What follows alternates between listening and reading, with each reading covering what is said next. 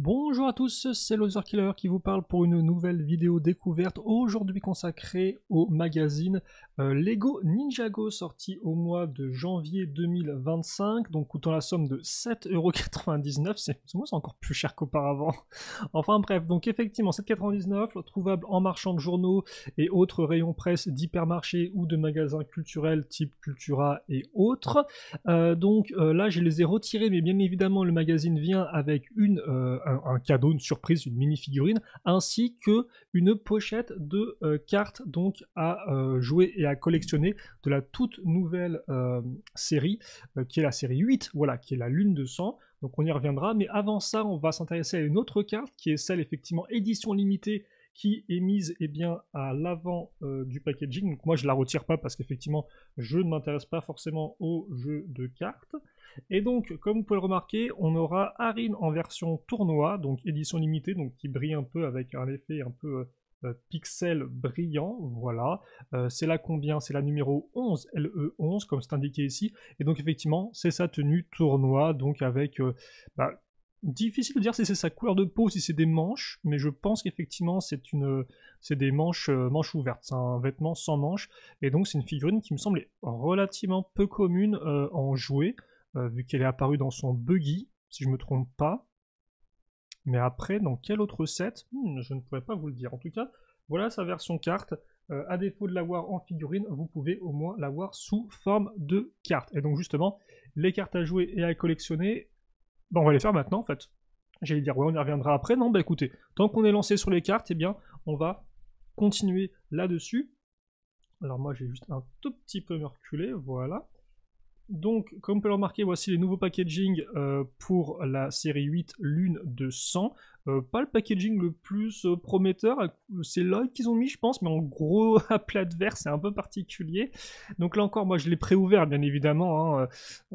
Quand vous l'achetez, c'est refermé. Si c'est déjà ouvert, posez-vous des questions et peut-être privilégiez-en un déjà totalement fermé. Alors, bien évidemment, vous avez les règles du jeu qui ont dû être peut-être mis à jour. En tout cas, il y a au moins une nouvelle illustration, comme vous pouvez le remarquer. Je ne vais pas rentrer plus que ça dans les détails. Je vous laisse éventuellement... Alors, je vais... hop là, comme ça. Je vous laisse éventuellement voilà, lire les règles si vous le souhaitez. Nous, forcément, ce qui va nous intéresser, c'est les cartes qu'on va avoir. Et donc je suppose que chacun aura des cartes aléatoires, hein, donc ce que moi je vais avoir là, vous ne l'aurez pas forcément quand vous achèterez votre propre magazine du mois de janvier. Et donc, alors logiquement c'est là, ok d'accord, c'est pas les spéciales en première. Donc, carte action, chapeau bas, avec, alors c'est Rontu, non, je dirais, ou c'est un autre dragon? J'aurais dit que c'était Rontu, la pote de Egolt, mais je peux peut-être me tromper, mais les couleurs m'y font penser. Dites-moi si je suis complètement à l'ouest. Et donc effectivement, cette série de cartes s'intéressera, je pense, bien, à la seconde vague 2023. Et peut-être aussi à la première vague, donc 2020... Non, excusez-moi, alors. Donc, partie 2 de la saison 2, sortie en 2024. Et donc ensuite, première partie 2025, donc première vague 2025. Oh, on a Nia Vaillante. Ah bah tiens, c'est le nom qu'ils ont donné aux tenues tournoi, visiblement, dans le jeu de cartes. Donc ils l'ont traduit comme ça, donc Nia Vaillante, avec des belles couleurs qui ressortent, comme vous pouvez le voir. Un petit mélange bleu ciel orangé à l'arrière, qui est vraiment très sympathique et assez agréable à l'œil, je trouve, hein, comme type de combinaison. Je vais mettre ma main un peu plus loin afin que vous puissiez me la voir. Donc Nia Vaillante, plutôt cool. Une autre carte action, thé à la mouche. Bon, carte peu ragoûtante. Tire une carte au hasard dans la main de ton adversaire. Tu peux la jouer ou la placer dans la pile de défausse. Ok. Bon, pas grand rapport. Je pensais qu'avec le thé à la mouche, on aurait un truc un peu en mode un peu crado, mais pas spécialement. Ok, très bien. Il y a déjà une carte. On voit la carte. On a Blecht. Alors déjà, il a un nom qui donne envie. C'est un peu un nom, on dirait un bruit que tu fais quand tu vomis, quoi. Blecht. Mais c'est effectivement c'est l'organisateur, c'est un des deux organisateurs du tournoi, effectivement, des sources, avec, j'allais dire Romy, non? Romy? Non, c'est pas Romy, en plus j'avais le nom hier, bref, qui est effectivement beaucoup plus jeune, hein. Il y a un contraste entre la nouvelle génération, en mode TikTok forcément, et la vieille génération, un peu plus conservatrice, etc. Bon, voilà. Je vous ne dis pas ce qui se passe dans la série, mais bon, forcément, bon, voilà. Blect. Arin. Alors, Arin, on dirait qu'ils ont pris une photo de la figurine et qu'ils ont mis un filtre Photoshop dessus. Donc, par contre, ça, c'est une carte un peu spéciale. Comme vous pouvez le voir, il n'y a pas d'indicateur. Est-ce qu'il y a une mention? Oh, donc c'est peut-être une carte terrain ou un truc un peu dans ce style-là. Là encore, j'ai pas eu les règles. Avant que ce soit une carte poster, mais c'est bizarre que c'est une carte poster parce qu'il y a quand même le nom écrit en gros, souvenez-vous, les cartes posters, c'est plusieurs cartes qui forment une seule image. Bon, là, je ne sais pas. Et enfin, la dernière carte, qui sera peut-être effectivement la carte qui sera un peu brillante. Oh, oh bah dis donc. Regardez ça un peu. Très belle carte. Avec un personnage forcément apprécié des fans. C'est Moro, version Lune de Sang. Alors pourquoi Lune de Sang? Vu que logiquement il n'y a pas. La Lune de Sang c'était dans la saison 2, donc logiquement c'est fini. Mais bon, que c'est lié au nom de la vague de cartes. Donc ouais, l'effet un peu en mode aurore boréale fonctionne vraiment très bien sur sa carte. Avec le côté un peu fantomatique, poltergeist hein, de Moro. Donc c'est vraiment très chouette, Moro, qui est effectivement une des figurines apparues dans cette première vague 2025, hein, tout comme d'ailleurs Arin. C'est vrai qu'effectivement je ne l'ai pas mentionné, mais ça vous pouvez le voir au niveau de la cagoule qui est toute nouvelle. Hein. Ça c'est sa nouvelle tenue un peu plus dark hein, qu'il a dans deux modèles si je ne m'abuse, son jet ainsi que son duel de toupie. Et Moro quant à lui apparaît dans le village dragonien. Là encore si je ne me trompe pas. Donc une très jolie carte en tout cas, Moro, waouh! Comme on peut le voir avec les illustrations, le cadre entre guillemets qui dépasse, etc. C'est vraiment très chouette. Bah écoutez, j'ai une bonne petite sélection, Nia Vaillante, Moro, plutôt content. Vous me direz ce que vous avez eu dans votre paquet de cartes, si vous avez des cartes que vous avez bien appréciées ou pas. Voilà. Je sais pas si dans le magazine ils feront entre guillemets des pages spéciales pour vous montrer l'ensemble de cartes de cette série-là. On verra bien. En attendant, on va maintenant passer donc effectivement à notre surprise figurine. Donc c'est Lloyd. C'est Lloyd en version Maître Lloyd. Donc il faut savoir qu'il est apparu dans deux autres modèles jusqu'à présent. Donc c'est pas la figurine la plus rare. Enfin, c'est pas la figurine la plus rare, mais c'est un peu une figurine grand écart. Dans le sens où effectivement, Maître Lloyd, que je vais vous montrer pendant que je parle, quitte à faire. Alors attendez, on va hop, se mettre là. Et moi je vais rester tout au fond, voilà. On va faire ça avec un zoom, ce sera un peu plus simple, attendez. Donc, Maître Lloyd, en effet, qui est une figurine qui est apparue bien soit dans un set entrée de gamme qui était le mecha de Jay, sorti donc dans la première vague 2024, donc qui coûtait, je crois, alors j'ai dire 10 euros, mais peut-être plus 15 euros, entre 10 et 15 euros. J'ai pas le prix exact là. Donc vous pouvez l'obtenir très facilement avec en plus Jay, un petit mecha et deux gardes à masque de loup, deux guerriers à masque de loup. Donc ça faisait que c'était vraiment un bon modèle entrée de gamme pour justement entrer un peu dans la thématique 2024 avec du mecha mais aussi les masques loups. Ou alors, pour les un peu plus gros budgets, vous pouviez aussi le choper, mais avec des épaulettes cette fois-ci, dans le Dragonstone Shrine, donc l'hôtel de roche du dragon, j'ai plus le nom français, hein, cette espèce de modèle un peu plus d'exposition que vraiment de jeu, voilà, dans lequel vous aviez aussi Kai et Nia, hein, pour rappel, et donc vous aviez aussi Lloyd. Mais lui était beaucoup plus cher, on était plus aux alentours des 120 euros, si je dis pas de bêtises, parce que logiquement il me semble que c'était le même prix que le QG des guerriers au masque de loup, qui lui aussi coûtait 120. Il me semble que les deux modèles coûtaient le même prix, mais que forcément la thématique n'était pas la même. Hein. L'un c'était vraiment un playset, l'autre c'était plus effectivement un modèle un peu d'exposition, malgré quelques éléments de jeu. La tête c'est celle du film, hein, si je dis pas de bêtises. On va la mettre un peu énervée parce que visiblement il a des gros éclairs de l'enfer, donc voilà.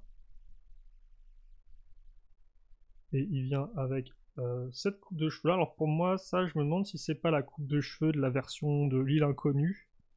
Ah, quoi qu'elle était peut-être différente dans l'île inconnue. En tout cas, c'est toujours cool d'avoir effectivement les coupes de cheveux. Moi, j'aime beaucoup ces variations coupe de cheveux au lieu de cagoule. C'est vrai qu'il me semble que les variations coupe de cheveux ont été introduites en 2014. Il me semble que ça a été en 2014 avec Zayn. Et puis après, ça a compté par exemple en 2015. Vous aviez dans le dernier vol du Destiny's Bounty, vous aviez effectivement... Pourquoi j'ai des harpons? Ah d'accord, ok. Vous aviez effectivement des...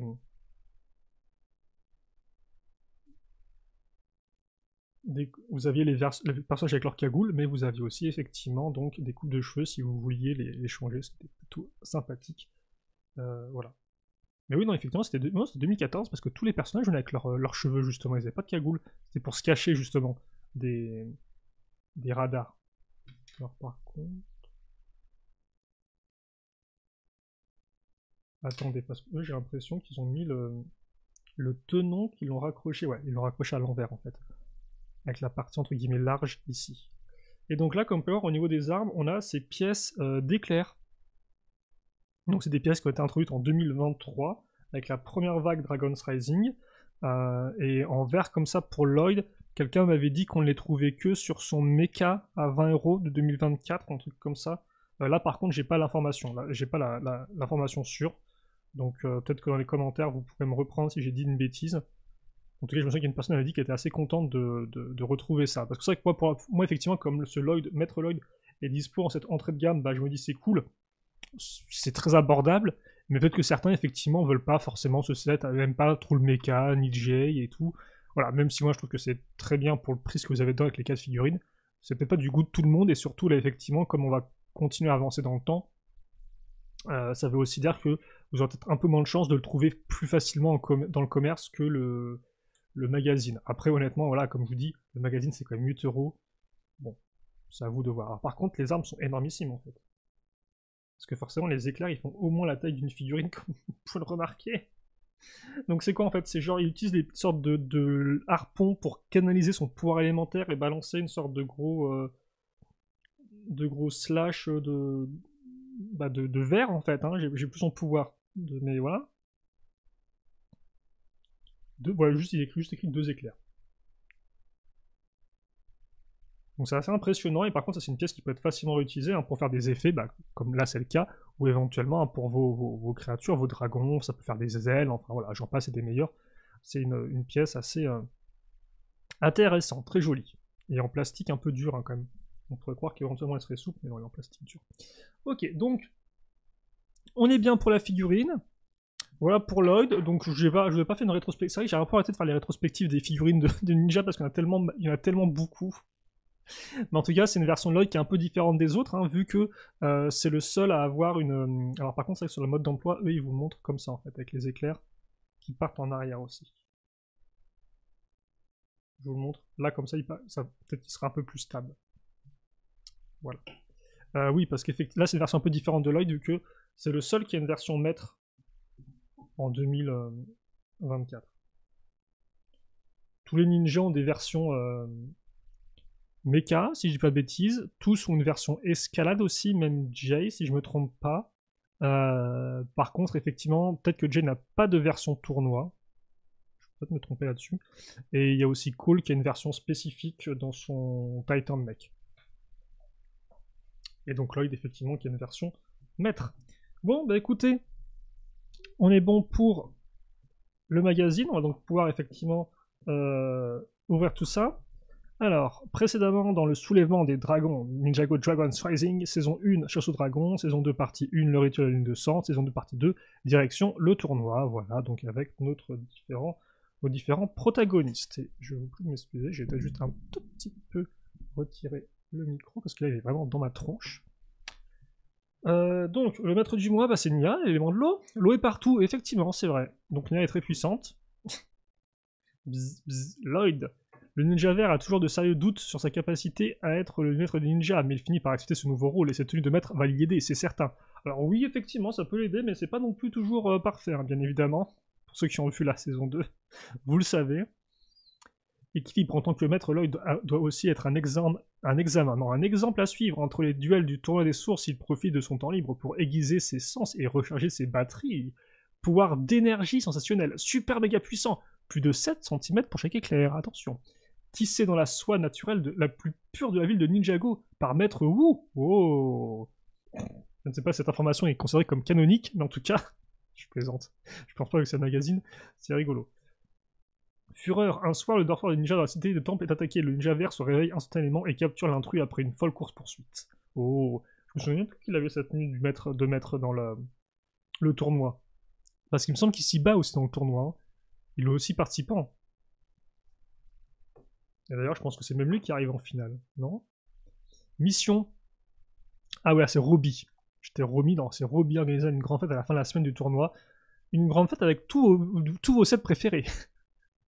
Tous vos sets de la vague 3 de 2024. Hein. Il y a la Cité des Temples, vous avez le Mech Titan, vous avez des bouts du véhicule Fusion, vous avez ici effectivement le petit set du tournoi, j'ai plus le nom, avec la statue, et vous avez aussi un des gardiens de la cité là qui a l'air flippant, mais beaucoup de figurines aussi. C'est quoi? Observe la scène pendant 90 secondes, puis réponds aux questions de la page suivante. Oh, rigolo ça. Petite pub pour le Mech Climber de Kai.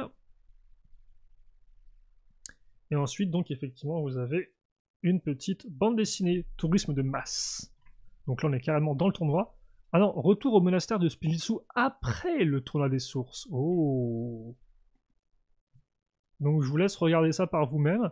Et j'ai l'impression qu'il y a le retour des serpents qui est apparu dans Ninjago Core, donc les métal orange, et donc qui causent du souci, comme vous pouvez le remarquer. Donc c'est assez rigolo de les retrouver, avec un petit rôle.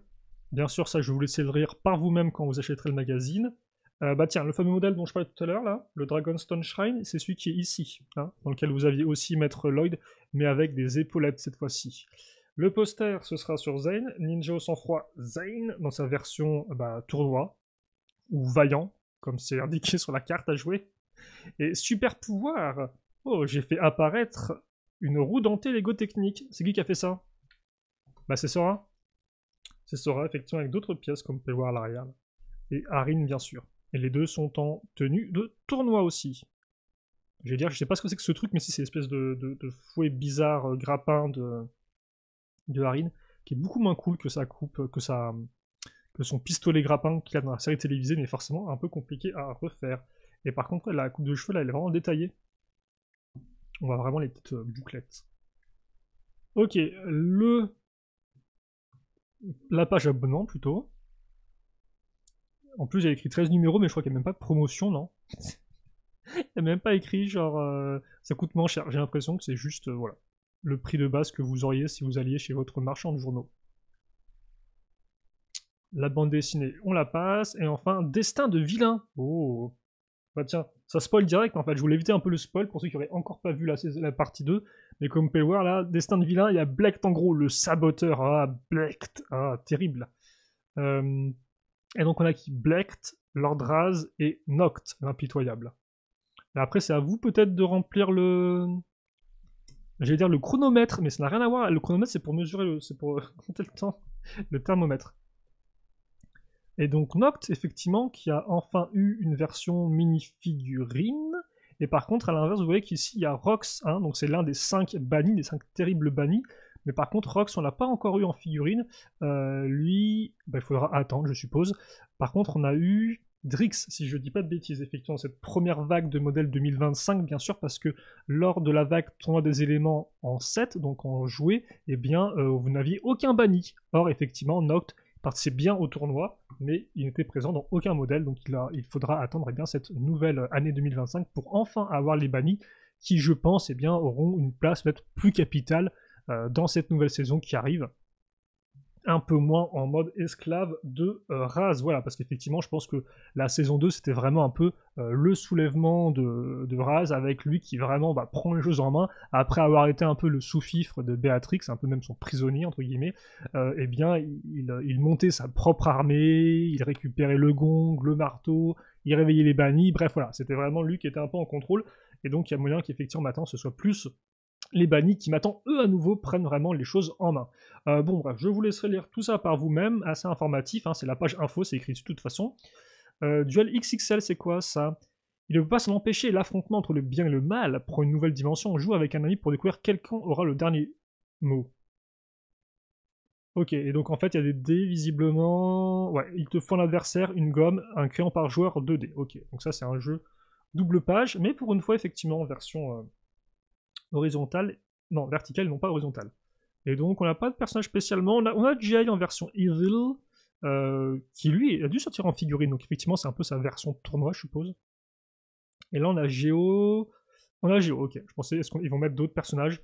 Ils ont quand même mis Robbie, hein, qui organise le tournoi, ils auraient pu mettre un autre maître élémentaire, parce que ils en ont créé d'autres pour l'occasion, comme par exemple Frac, hein, un pote de Harin, si je ne m'abuse. Voilà. Et qui effectivement est l'élément du séisme. Chute de neige. Donc un petit jeu. Oh bah on est déjà à la fin, on est déjà à la fin. Roulement de tambour. Qu'aurons-nous le mois prochain comme figurine? Oh, ah d'accord, ok. Donc ce sera le 14 février pour la Saint-Valentin. Et quoi de mieux pour la Saint-Valentin que de sortir avec Raz? Encore plus fort, Raz revient. Et donc oui, Raz revient en effet. Raz revient, c'est pas la troisième fois qu'on l'a. Alors là, c'est Raz en version. Attendez, parce qu'il y a un truc là, je crois. Hop. La page abonnement, elle est où? Alors, donc ça, c'était Raz en version 2024, vague 1. Voilà. Hein. Plutôt partie. Si vous préférez en question de saison, ce serait saison 2, partie 1. Mais, et je suis presque sûr que ce Raz-là, on l'a peut-être aussi eu dans le magazine traditionnel, en fait. Et donc là, par contre, on a Raz en version saison 2, partie 2. Donc torse nu énervé, et avec en plus effectivement les gros bras maléfiques qui de base étaient uniquement dans les sets en tout cas utilisés sur les guerriers à masque de loup qui eux aussi étaient un peu plus upgradés en termes de méchanceté et de compétences. Et donc là effectivement ils ont fait un mix, donc pourquoi pas. Ouais, que ça me laisse un peu. Autant Raz c'est un personnage important, hein, c'est un grand méchant, et là il est encore là effectivement avec la saison 3 maintenant aux côtés de Harin, donc effectivement je pense qu'il continuera à être intéressant. Le fait d'avoir ces grosses pièces là peut être assez cool aussi parce que mine de rien c'est des grosses pièces qui sont apparues uniquement avec la troisième vague de modèles 2024, donc autant vous dire des modèles qui sont un peu les plus coûteux, hein.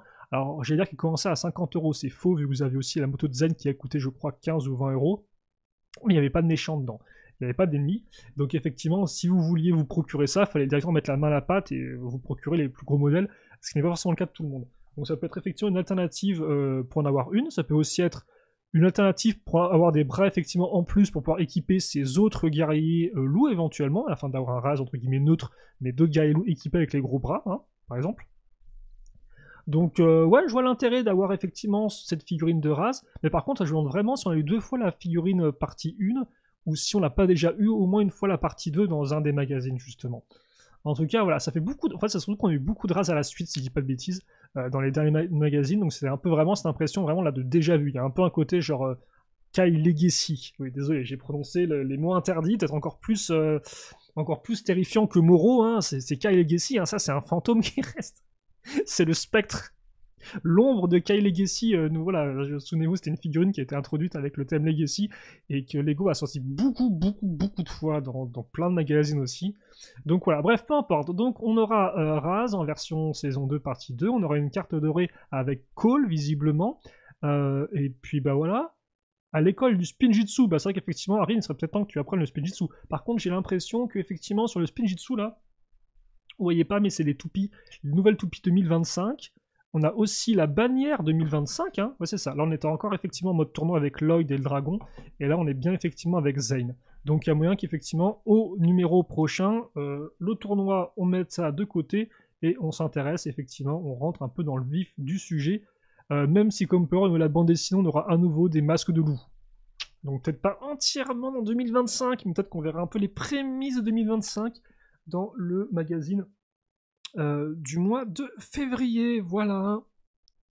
Bon, on va s'arrêter là-dessus, je pense. Hop. On a déjà 24 minutes là encore, hein. C'est fou comme le temps passe vite quand on présente des cartes. Alors, je vais peut-être pas mettre celles que j'ai eues de cartes pour pas spoiler sur la miniature, même si je pense pas qu'on verrait grand chose. Alors par contre, Lloyd éclair, ça va être un truc. Ça va prendre de la place, ce petit coco.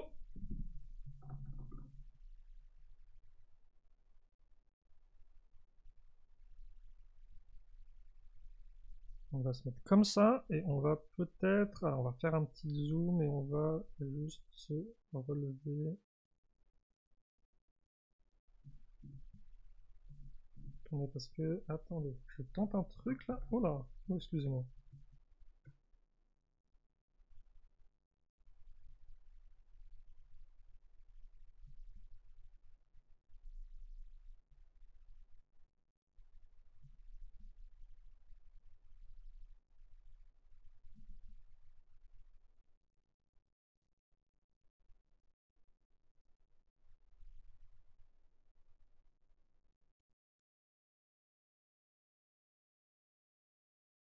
Et voilà, attendez, je vais peut-être... Est-ce que tu peux faire le focus sur mon doigt, peut-être? Non, il veut absolument faire le truc sur le gros éclair.